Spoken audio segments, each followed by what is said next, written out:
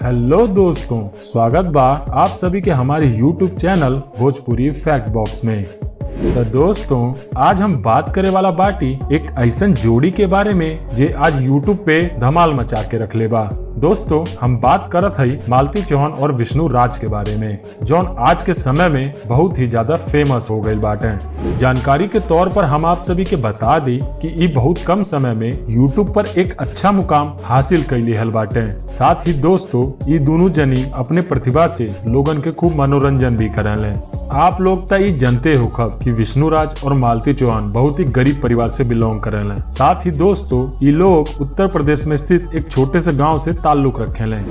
दोस्तों, आप सब तक जानते हो कब कि इस समय नवरात्रि चलत बा और माँ दुर्गा जी के असीम कृपा से विष्णु राज के जिंदगी में खुशी के लहर चल रहा बा। इस मौका पे विष्णु राज और मालती चौहान ने माँ दुर्गा जी के मंदिर में जाकर एक एल्बम के शूटिंग कैले और वहीं के फल स्वरूप इनके माता रानी से आशीर्वाद भी मिलल। यही के साथ ये दोनों जोड़ी के JF म्यूजिक वर्ल्ड द्वारा आयोजित समारोह में सम्मानित करे के साथ साथ विष्णु राज और मालती चौहान के कमाल के गिफ्ट भी दिहल गयी, जे के पाके दोनों जनी के खुशी के आंसू निकल आये।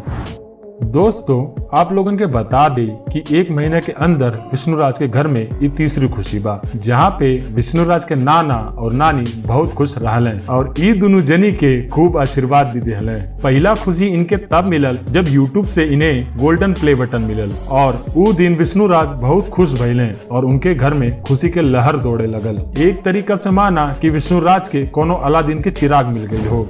दोस्तों, उनकर दूसरी खुशी तब मिलल जब विष्णु राज के YouTube से अच्छा खासा पैसा आवे लगल और तब ई मानो पागल ही हो गईले। इनके ऐसा लगल कि मानो साक्षात लक्ष्मी जी विष्णु राज के घर पर हमेशा के लिए विराजमान हो गईलीन। और फिर बाद में विष्णु राज वो पैसा से मालती चौहान के पायल और बिछुआ खरीद के देले, जवन की कुछ दिन पहले ही बनारस में शूटिंग के दौरान कहीं टूट के गिर गई रहल, जैसे वो बहुत उदास हो गई रहलीन। फिर बाद में विष्णु राज नई पायल खरीद के मालती चौहान के पैर में अपने ही हाथों से पहनौले।